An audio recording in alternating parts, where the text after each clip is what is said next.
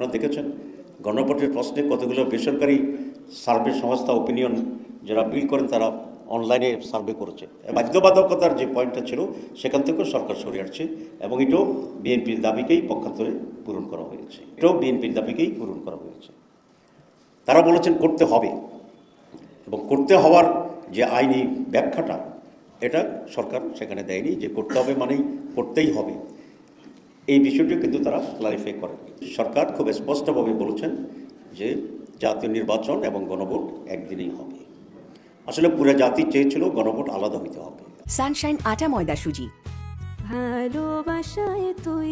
যে এই সনদের আদেশের পরে যারাই নির্বাচিত সরকারে আসবেন তারা 180 কার্য দিবসের মধ্যেই এগুলোকে সাংবিধানিকভাবে অন্তর্ভুক্ত করতে হবে।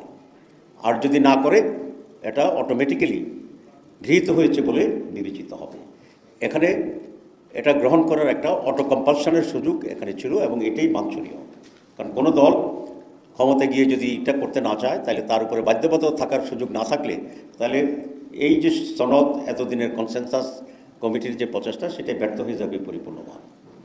এই সরকারকে আমরা দেখলাম কালকের ঘোষণায় প্রধান উপদেষ্টার ভাষণে সেই বাধ্যবাধকতার জায়গাটিকেই তারা সেখানে আর রাখেননি। এটাও বিএনপির দাবিকেই পূরণ করা হয়েছে। তারা বলেছেন করতে হবে, এবং করতে হওয়ার যে আইনি ব্যাখ্যাটা এটা সরকার সেখানে দেয়নি, যে করতে হবে মানেই করতেই হবে। এই বিষয়টিও কিন্তু তারা ক্লারিফাই করেননি। আমি এক্সপার্টদের সাথে আলোচনা করেছিলাম যে করতে হবে মানে কি, এটাকে না করলে যে অটোমেটিক্যালি হয়ে যাবে তার মতো একটা শক্তিশালী কোনো বিধান কিনা। সেখানে এক্সপার্টরা বলছে না, তার মতো শক্তিশালী বিধান নয়, তবে কোর্টে যাওয়া যাবে, সেখানে যারা যে রায় দেন সে রায় হবে। তাহলে বাধ্যবাধকতার যে পয়েন্টটা ছিল সেখান থেকেও সরকার সরে আসছে এবং এটাও বিএনপির দাবিকেই পক্ষান্তরে পূরণ করা হয়েছে। আমরা দেখলাম যে সরকার খুব স্পষ্টভাবে বলেছেন যে জাতীয় নির্বাচন এবং গণভোট একদিনেই হবে। আসলে পুরো জাতি চেয়েছিল গণভোট আলাদা হইতে হবে। আপনারা দেখেছেন গণভোটের প্রশ্নে কতগুলো বেসরকারি সার্ভে সংস্থা ওপিনিয়ন যারা বিল করেন তারা অনলাইনে সার্ভে করেছে এবং সে অনলাইনে দেখা গেল যে 80%-এরও বেশি লোক আপনার গণভোট আলাদা দিনে জাতীয় নির্বাচন আগে করার পক্ষেই সেখানে মত দিয়েছে। একটি বড় দল একসাথে চেয়েছে। এটা কারণটা কি? কারণ হচ্ছে এই বিগত কতগুলো বিশ্ববিদ্যালয় নির্বাচনে আপনারা দেখেছেন যে ছাত্রদের, যুবকদের বা ছাত্রছাত্রীদের মত একটি দলের বিপক্ষে গেছে। কার পক্ষে গেছে সেটা আমি বলতে চাই না, কিন্তু একটি দলের বিপক্ষে গিয়েছে। কারণ আওয়ামী লীগকে দেশ থেকে বিতাড়িত করার যে প্রেক্ষিতটা ছিল সেটা ছিল দুঃশাসন, লুটপাট, অত্যাচার, হত্যা, গুম ইত্যাদি। আওয়ামী লীগ বিতরণের পরে যে 13 মাস 14 মাস অতিক্রান্ত হয়েছে, সেখানে এলাকায় এলাকায় গ্রামে গ্রামে আরেকটি দলের লোকদের, কর্মীদের যে আচরণ মানুষ দেখেছে, সেই আচরণে মানুষ তাদের ব্যাপারেও এক ধরনের নেগেটিভ মনোভাব তৈরি হয়েছে, যেটা রিফ্লেকশন হচ্ছে বিশ্ববিদ্যালয়গুলোতে। সুতরাং সেই দলটি জানে যদি একটি গণভোট হয় আগেই, নির্বাচনের আগে, তাহলে এই গণভোটও 80% লোক তাদের চিন্তা এবং চেতনার বিপরীতে যাবে, যা নির্বাচনের আগে একটি দলের বিরুদ্ধে রেফারেন্ডাম হিসেবে বিবেচিত হতে পারে। সে আশঙ্কা থেকে তারা বলছে যে গণভোট আগে হলে জীবনেও মানবে না, মানে এত শক্ত কথা। তো কিন্তু সরকার তাদের এই দাবির প্রতিও নথি স্বীকার করে গণভোট এবং জাতীয় ভোটকে একই দিনেই করার ব্যাপারে সিদ্ধান্ত ঘোষণা করছে।